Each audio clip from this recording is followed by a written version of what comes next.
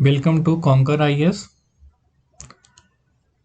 Directive principle of state policy DPS part 1 राज्य की नीति निर्देशक तत्व भाग 1 पढ़ेंगे। तो दोस्तों, जैसा कि ये हालांकि डीपीएसपी जो है सभी एग्जामों के लिए बेस्ट होता है, क्योंकि यहाँ से क्वेश्चन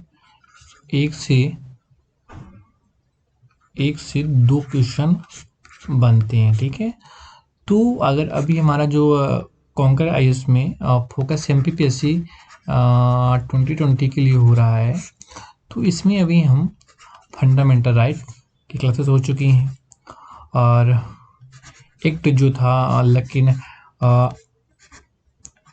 1773 से 1947 तक जो कि एमपीपीएससी के सिलेबस में दिया हुआ था, तो उसमें हालांकि एक्ट 1919 और एक्ट 1935 दिया हुआ है, लेकिन हमने सभी को मेन फोकस किया है।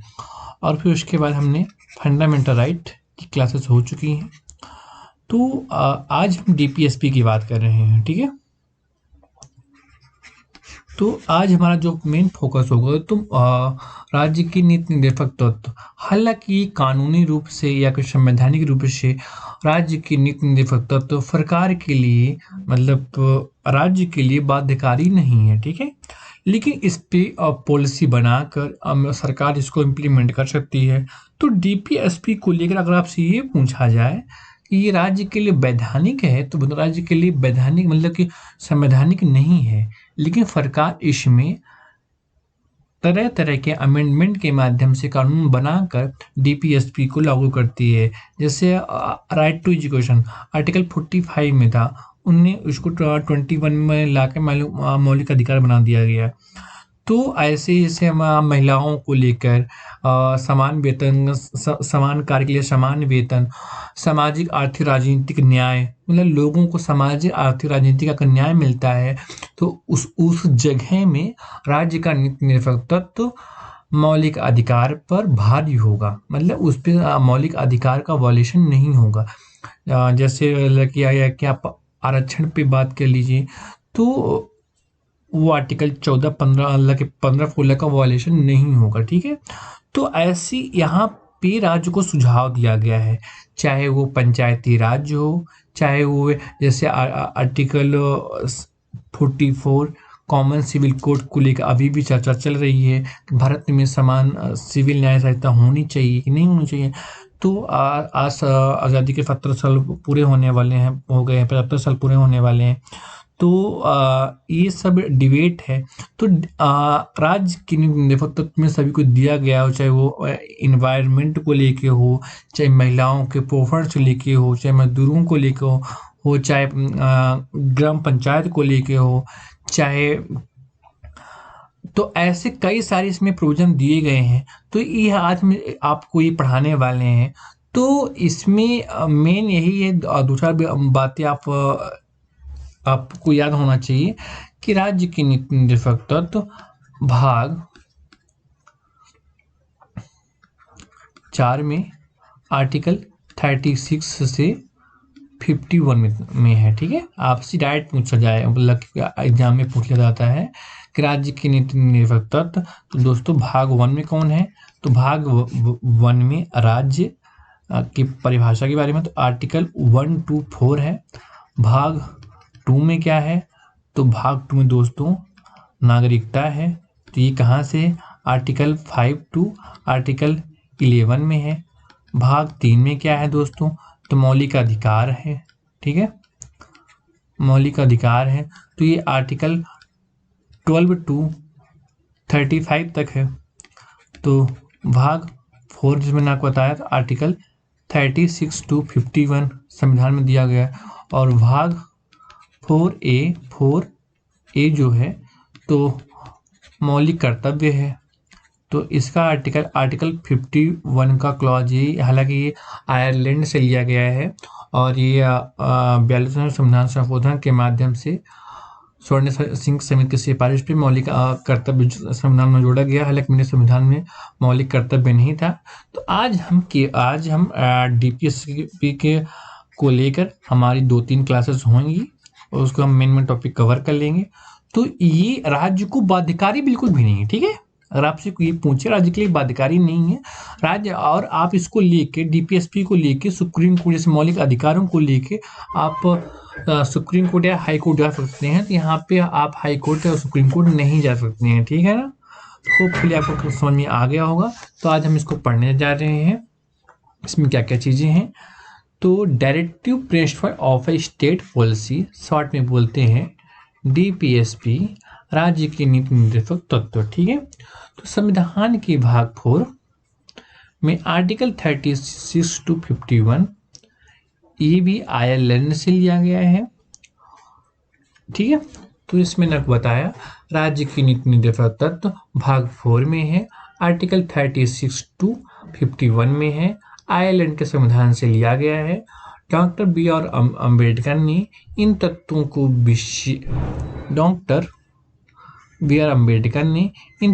को विशेषता वाला बतलाया है। मूल अधिकारों के साथ निर्देशक तत्व संविधान की आत्मा एवं दर्शन है। तो डॉक्टर भीम अम्बेडकर ने राज्य की नीति निर्देशक तत्व को विशेषता बतलाया है, क्योंकि मूल अधिकारों के साथ निर्देशक तत्व संविधान का आत्मा और दर्शन है। तो संविधान का मौलिक अधिकार और राज्य की नीति निर्देशक तत्व संविधान की आत्मा एवं दर्शन है। आपसे ऐसा भी पूछ लेगा दोस्तों कि आत्मा और दर्शन, संविधान की आत्मा और दर्शन का कथन किसने बोला, तो आपका जवाब होना चाहिए बी आर अम्बेडकर ने कहा, ठीक है। नेक्स्ट पॉइंट, ग्रेनविल आइंस्टीन ने निर्देशक तत्व और अधिकारों को संविधान की मूल आत्मा कहा है। तो दोस्तों आप इसको भी याद रखिएगा कि ग्रेनविल आइंस्टीन ने डीपीएसपी को क्या बोला है, संविधान की मूल आत्मा, ठीक है। और डॉक्टर भीमराव अंबेडकर जी ने क्या बोला है डीपीएसपी को, इन्हें बोला है संविधान की आत्मा एवं दर्शन, ठीक है। तो डॉक्टर बी आर अम्बेडकर ने राज्य की निर्देशक तत्व को आत्मा एवं दर्शन बोला है। ग्रेनविल आइंस्टीन ने राज्य की निर्देशक तत्व को संविधान की मूल आत्मा बोला है, ठीक है। तो संविधान की आत्मा एवं दर्शन कौन बोला है, तो डॉक्टर बी आर अम्बेडकर ने बोला है। लेकिन संविधान की मूल आत्मा किसने बोला है, तो ग्रेनविल आइंस्टीन ने बोला है, ठीक है दोस्तों। तो हम आते हैं आर्टिकल की ओर। तो आज दोस्तों हम बस आर्टिकल 36 to 39 तक कवर करेंगे, उसके बाद फिर नेक्स्ट क्लास में कवर करेंगे। आते हैं आर्टिकल 36 डिफिनीशन। तो in this part unless the context otherwise requires the state has the same meaning as a part second. तो दोस्तों मैंने आपको आर्टिकल 12 में राज्य की परिभाषा बताया था। तो राज्य में क्या क्या होते हैं, तो जैसे मतलब पार्लियामेंट, स्टेट लेजिस्लेटिव और प्रशासनिक व्यवस्था, प्लस लोकल ऑफिसर या कि अदर ऑफिसर भी हैं। तो ये राज्य को मैंने आपको वहाँ डिटेल में बताया है। तो ये बोलता है डिफिनीशन, मतलब article 36 definition, in this part unless the context of otherwise requires the state has the same meaning as a part second. तो इस भाग में जब तक कि संदर्भ से अन्यथा अपेक्षित ना हो, तो राज्य का अर्थ वही होगा जो भाग 3 में दिया गया है, ठीक है। तो भाग 3 का संदर्भ दोस्तों क्या है, मौलिक अधिकार से है। तो आर्टिकल मैंने 12 में राज्य की परिभाषा बताया था। तो ये बोलता है आर्टिकल 36 कि राज्य का वही परिभाषा होगा जो भाग 3 में डिफाइन है, ठीक है, क्लियर। अब आते हैं नेक्स्ट आर्टिकल 37। तो application of the principle contained in the part the provisions contempt in this part shall not be enforceable by any court, but the principle therein laid down or nevertheless founded in the governance of country, it shall be duty of the state to apply these principle in making of law. तो इसमें ये बोला गया है कि जो इस article या जो राज्य के नेतृत्व में जो दिया गया है, तो न्यायालय में आप उसको अप्लाई नहीं कर सकते। जैसे मौलिक अधिकार में अगर आपका मौलिक अधिकार का वायलेशन हो रहा है तो आप सुप्रीम कोर्ट या हाई कोर्ट जा सकते हैं, लेकिन ऐसा राज्य के नेतृत्व में नहीं है। ठीक है, तो ये दोस्तों थोड़ा सा ये डिफिकल्ट होगा, क्योंकि ये आपको डायरेक्ट संविधान में आर्टिकल में ऐसा ही दिया, तो ये आपको एडजेक्टिव याद करना पड़ेगा। तो हिंदी में आएगा, इस भाग में अंतर्विष्ट तत्वों को लागू होना, इस भाग में अंतर्विष्ट उपबंध किसी न्यायालय द्वारा प्रवर्तनीय नहीं होंगे, किंतु फिर भी इनमें अधिकथित तत्व देश के शासन में मूलभूत हैं, तो विधि बनाने में इन तत्वों को लागू करना राज्य का कर्तव्य होगा। तो दोस्तों इसको कहने का मतलब ये है, जैसे मौलिक अधिकार का अगर वायलेशन होता है तो सुप्रीम कोर्ट उसको फोर्सफुली अप्लाई करवा सकता है, लेकिन राज्य के नीति तत्व में ऐसी न्यायालय कोई भी काम फोर्सफुली या आदेश के माध्यम से लागू नहीं करा सकता, और राज्य का ये कर्तव्य होगा कि जो लोगों के सामाजिक आर्थिक राजनीतिक न्याय हो, तो ऐसे उसके लिए सरकार कानून बनाए। ठीक है, नोट, तो इसमें नोट है, सर आइवर जेनिंग के अनुसार भारतीय संविधान का यह भाग फेबियन समाज की स्थापना करता है, जबकि समाजवाद का शब्द का उल्लेख नहीं मिलता है। तो सर आइवर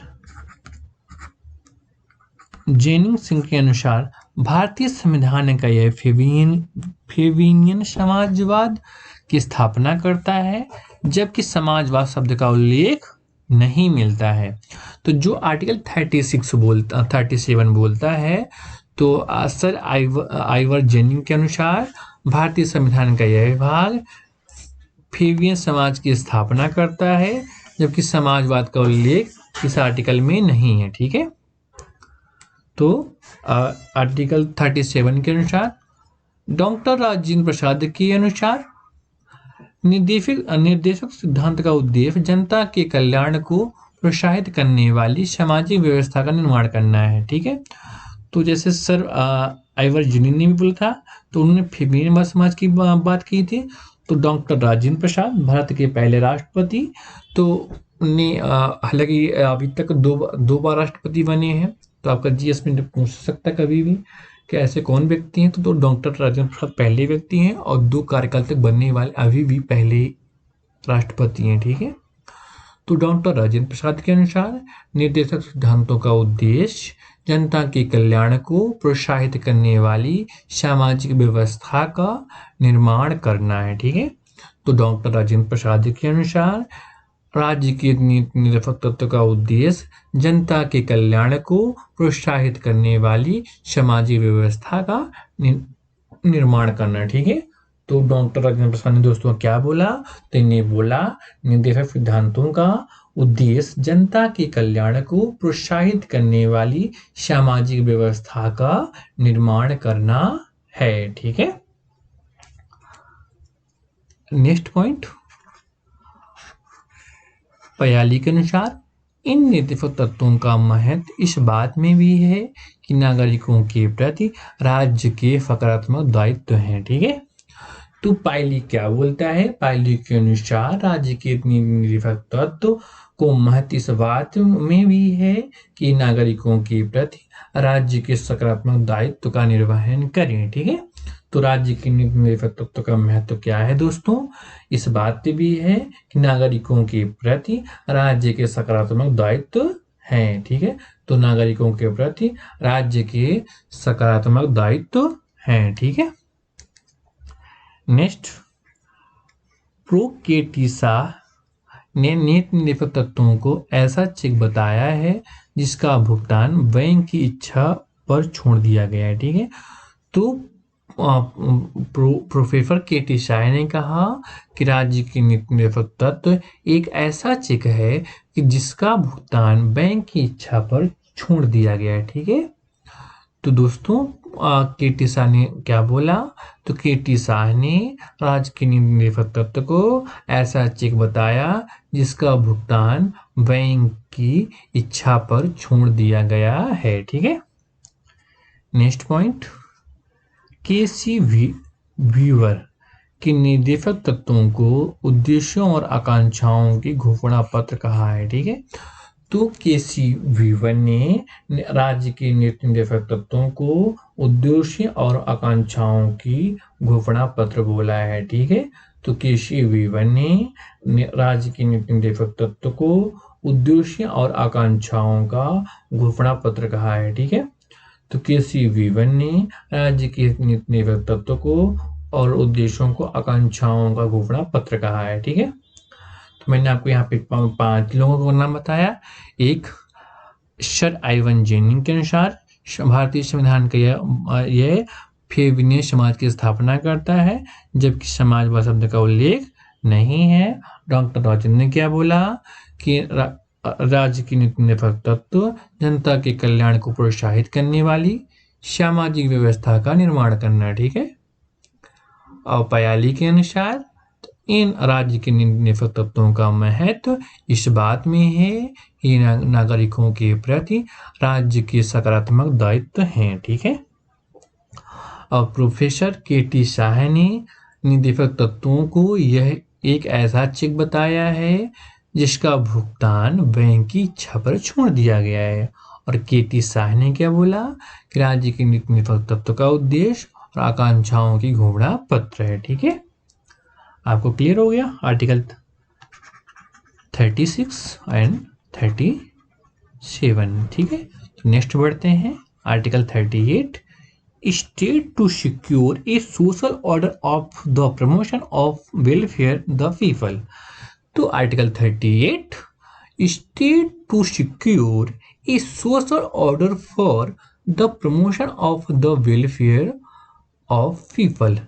तो राज्य लोक कल्याण की अभिवृद्धि के लिए सामाजिक व्यवस्था बनाएगा। ठीक है। तो राज्य लोक कल्याण की अभिवृद्धि के लिए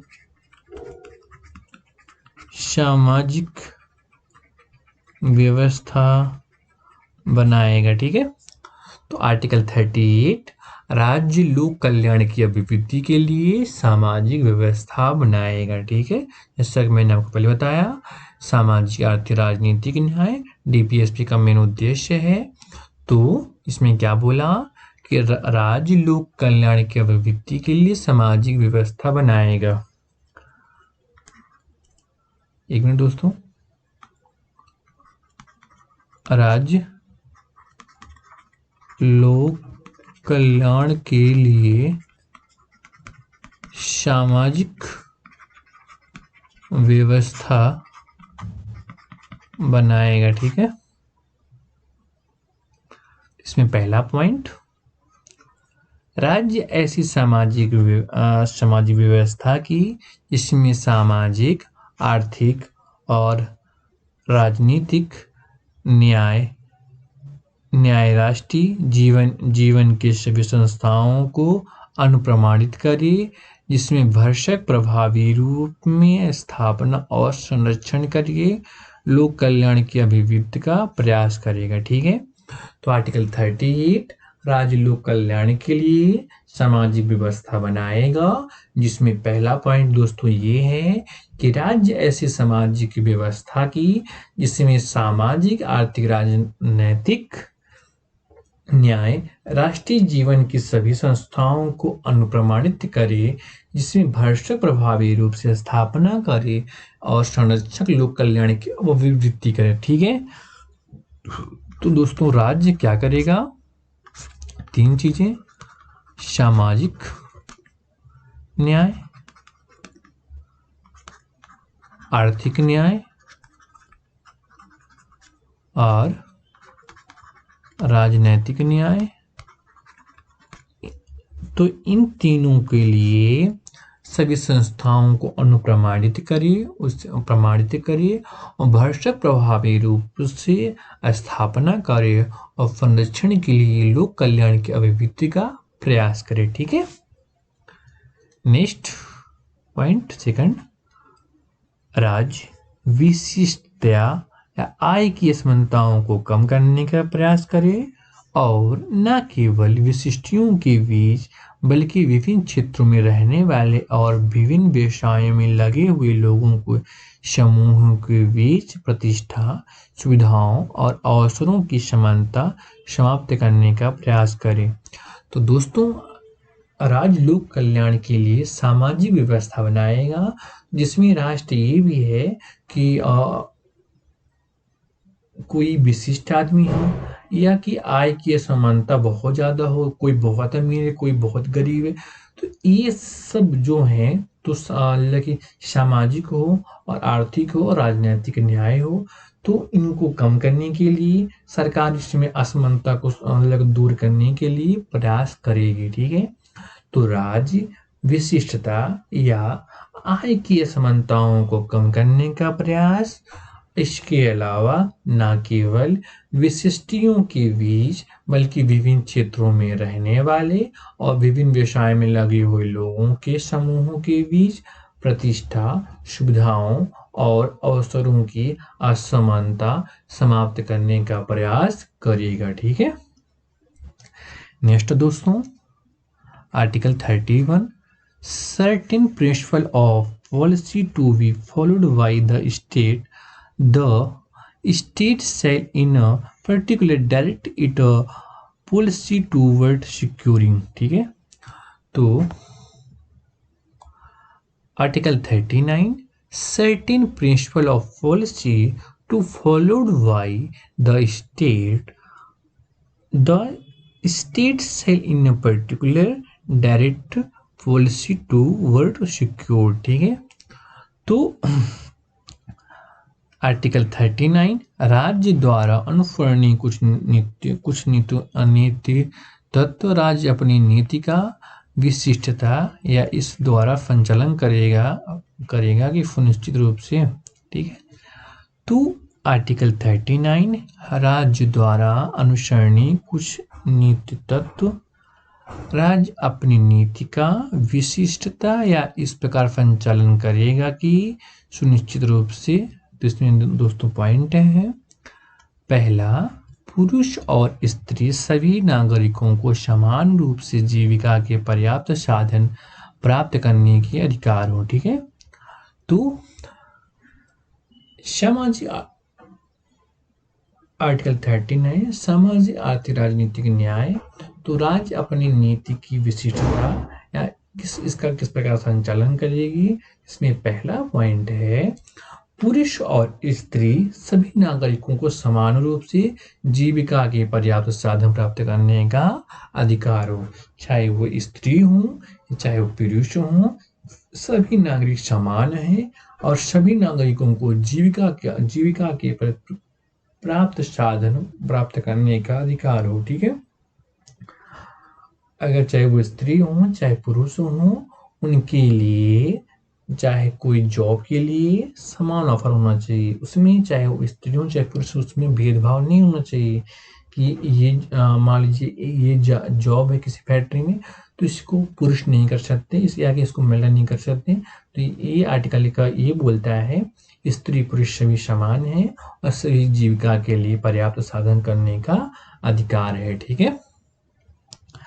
बी, समुदाय के भौतिक संसाधनों का स्वामित्व और नियंत्रण इस प्रकार बटा हो जिससे सामूहिक हित का सर्वोत्तम रूप से साधन हो। ठीक है। तो 39 कभी बोलता है समुदाय के भौतिक संसाधनों का स्वामित्व और नियंत्रण इस प्रकार बांटा हो इसमें सामूहिक हित का सर्वोत्तम रूप से साधन हो। कोई भी समुदाय में राज्य का एक कर्तव्य है जो भी भौतिक संसाधन है तो सभी का स्वामित्व और नियंत्रण इस प्रकार बंटा हो कि सभी के लिए सामूहिक रूप से उत्तरदायी हो, मतलब सभी के लिए अवेलेबल हो। मान लीजिए जैसे रोड हो गया, पानी हो गया, मान लीजिए जो वाटर सप्लाई आता है तो मोहल्ले में एक टंकी चाहे वो किसी भी एग्जाम्पल है, अब इसी चीज़ को आपको रिलेट करिए तो वो सभी के लिए समान अधिकार हो, अब सभी का हित हो। तो समुदाय मतलब पर्टिकुलर किसी एक एरिया या कहीं भी समुदाय की भौतिक संपादन मतलब भौतिक संपादन में चाहे वो रोड हो चाहे पानी हो मतलब जिसमें सभी का हित हो, ठीक है। तो वो समुदाय के भौतिक संसाधनों का स्वामित्व और सामुदायिक मतलब उसमें हमारा जैसे मान लीजिए कोई पार्क है या कि कोई रोड है या कि कोई वाटर सप्लाई है, कोई बिजली है जो सरकार देती है, तो भौतिक संसाधन का स्वामित्व और नियंत्रण इस प्रकार बांटा हो जिसमें सामूहिक हित सर्वोपरि हो, ठीक है।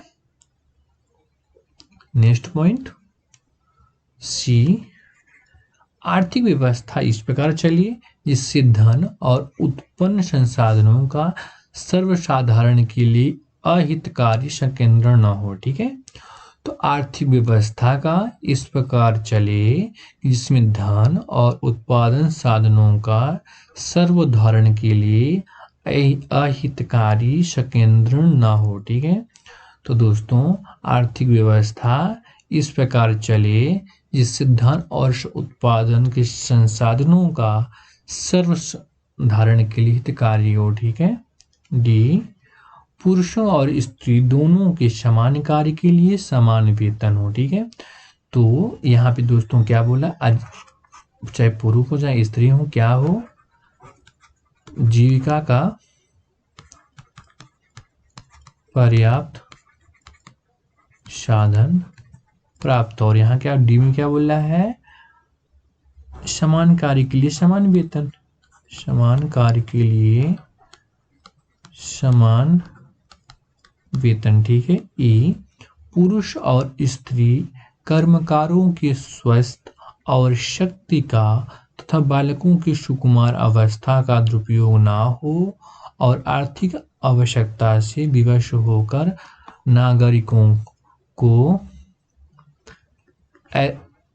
ऐसे रोजगारों में ना जोड़ना पड़े जो उनकी आयु या शक्ति का अनुकूल ना हो, ठीक है। तो पुरुष और स्त्री के कर्मकारों की स्वास्थ्य और शक्ति मतलब पुरुष चाहे हो चाहे स्त्री हो तो जो वो कर्म कार्य करेंगे मतलब जो कार्य करेंगे तो उसमें स्वस्थ और शक्ति और बालिका की सुकुमार अवस्था का दुरुपयोग ना हो। तो मतलब अगर कोई मान लीजिए 18 वर्ष का है, ठीक है, चाहे स्त्री हो चाहे पुरुष हो, तो मान लीजिए अब उनसे इतना हैवी काम करवाया जाएगा जो उसके लिए वो एलिजिबल नहीं है।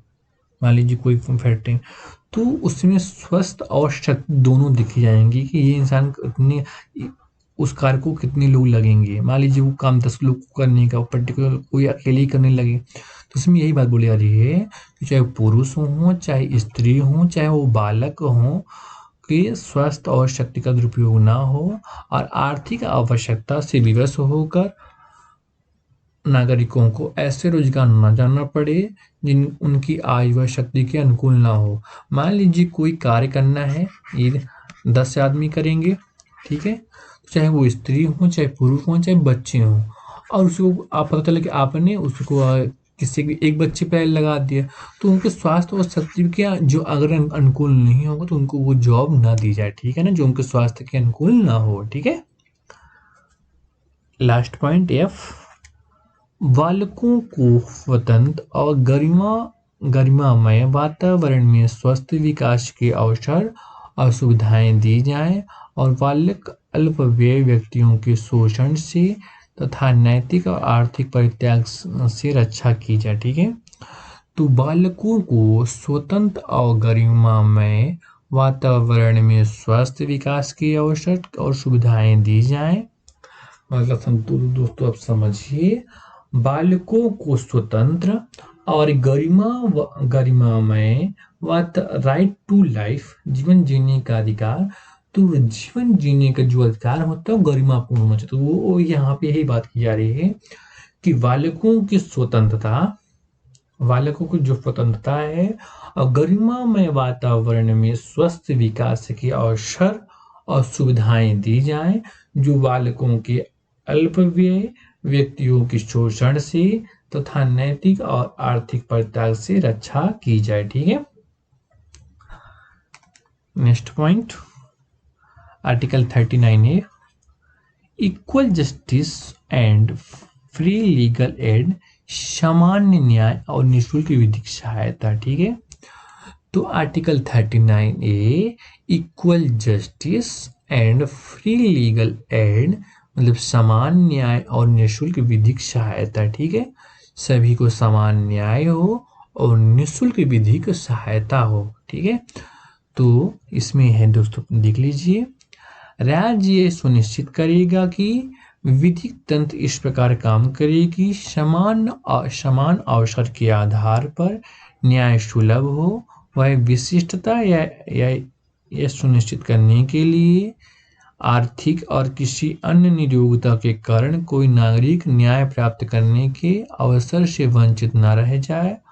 उपयुक्त विधान या स्कीम द्वारा किसी अन्य रीति से निःशुल्क विधिक सहायता की व्यवस्था करें। ठीक है, तो equal justice and free legal aid, तो राज्य सुनिश्चित करेगा कि विधिक तंत्र इस प्रकार काम करेगी, मतलब न्याय प्रणाली इस प्रकार काम करेगी, या कि विधिक तंत्र दोस्तों यहाँ पे न्याय प्रणाली से ही है कि विधिक तंत्र इस प्रकार काम करेगी कि समान अवसर के आधार पर न्याय सुलभ हो और विशिष्टता या सुनिश्चित करने के लिए आर्थिक या किसी अन्य नियोग्यता के कारण कोई नागरिक न्याय प्राप्त करने के अवसर से वंचित न रह जाए।